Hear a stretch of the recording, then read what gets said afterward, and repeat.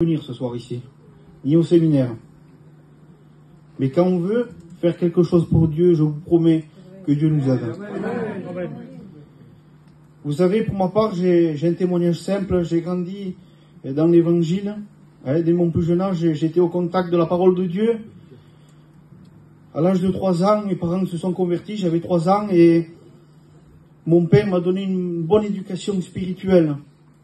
Mon père me prenait tous les soirs avant de dormir, et il me récitait le psaume 23, il me récitait Jean 3,16, et à l'âge de 3 ans, je le connaissais par cœur. Dans mon cœur d'enfant, il y avait un désir, c'était d'aimer Dieu. Et puis le temps a passé, où j'ai commencé à avoir un âge de raison, et mon père, j'ai eu une conversation avec mon père, il m'a dit, mon fils, je vais t'expliquer quelque chose. Voilà, le monde va se présenter à toi, mais ne tombe pas dans le panneau. On va te proposer peut-être une cigarette ou quoi, refuse-la mon fils, tu es un chrétien. Et moi, j'ai dit oui, bien sûr, je veux pas de tout ça. Mais j'ai dit oui avec ma bouche et non avec mon cœur. Il s'est passé quelque temps, on m'a proposé une cigarette, j'ai changé de compagnie, je l'ai accepté, je me suis mis à fumer, et puis voilà, que le monde est rentré dans ma vie. À l'âge de 14 ans, je demande pardon s'il y a des personnes qui sont en deuil, je me suis retrouvé dans une boîte de nuit alcoolisé. Voilà ce que le péché est capable de faire à une vie, à un enfant qui était bercé par des psaumes, par la Bible. Voilà ce que le péché avait fait de moi. Et je bénis Dieu. Vous savez, en sachant qu'est-ce qu'était la vérité, de temps en temps, j'avais des angoisses, et j'essayais d'apaiser ma conscience avec une petite prière. Je n'ouvrais même pas la bouche, je disais, voilà Seigneur, je suis jeune, je veux profiter de la vie, et quand je serai marié, eh bien je te donnerai ma vie. Je croyais que ça marchait comme ça, moi. Et puis le temps a passé, et j'ai fondé un foyer, et puis voilà que mes pensées s'étaient penchées vers d'autres choses. Comme tout le monde, j'étais un garçon ambitieux, je voulais réussir, je voulais travailler, et je me disais qu'on ne pouvait pas servir 2 maîtres à la fois. Donc j'ai dit, voilà Seigneur, il faut que je survienne aux besoins de mon foyer, donc on verra pour plus tard. Je disais que l'évangile c'était pour les personnes âgées, il y avait d'autres choses à faire dans le monde.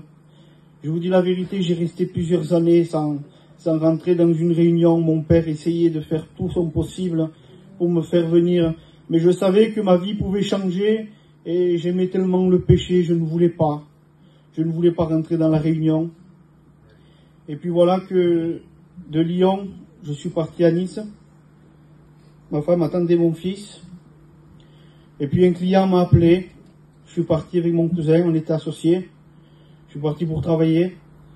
Et puis la journée a passé, et puis le soir elle m'a téléphoné, elle m'a dit voilà Norman, je suis parti à la réunion, et puis j'ai rencontré le Christ.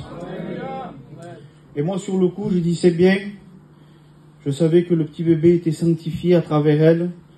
Continue comme ça, je lui ai dit mon père te baptisera, te fais pas de soucis. Et puis là elle m'a dit et toi, qu'est-ce que tu vas faire? Et puis moi je lui ai dit tu sais très bien Naomi, j'ai des papiers qui sont pas en règle. Je n'ai pas l'habitude de le dire, j'étais en train de me faire une fausse pension, alors j'avais mon commerce, et j'étais en train d'aller voir un psychiatre pour faire une fausse pension. J'ai dit, Naomi, on ne peut pas tout mélanger. Et puis le jour où le psychiatre, j'avais le rendez-vous, il m'a dit, Monsieur Rey, je ne peux pas vous recevoir. Moi, je croyais quoi? Je dis, pas possible. Je suis descendu de Nice pour le rendez-vous et pour voir mon client. Il n'y a rien qui va. Mais je bénis Dieu. Vous savez, dans Ésaïe au chapitre 65, il dira « J'ai exaucé celui qui ne m'a rien demandé et je me suis laissé trouver par celui qui ne me cherchait pas. » Eh bien, cette personne, c'était moi. Je ne me suis pas converti dans une réunion. Il n'y avait pas de pasteur. Je n'ai pas fait comme l'apôtre Paul, je n'ai pas vu une lumière. Mais je peux vous dire que le Saint-Esprit était là. J'étais tout seul dans ma caravane, je suis tombé à genoux.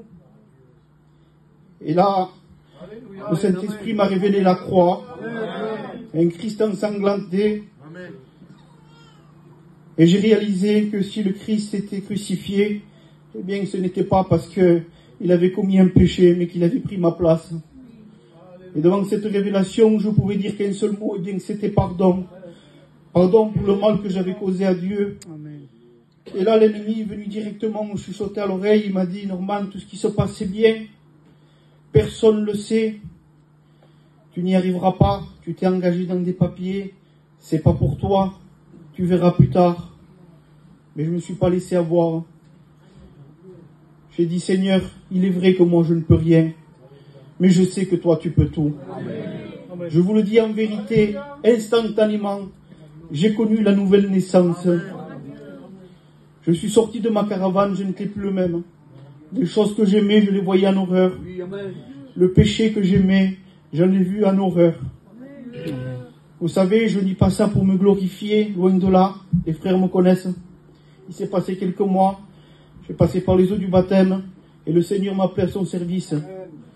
Tout ça pour vous dire que là où le péché abonde, eh bien sa grâce surabonde. Si ce soir vous voulez faire une expérience avec le Seigneur, ne limitez pas Dieu. Ne limitez pas Dieu à une cigarette, à une boisson, à un stupéfiant. Laissez faire Jésus changer votre vie. Que Dieu vous bénisse.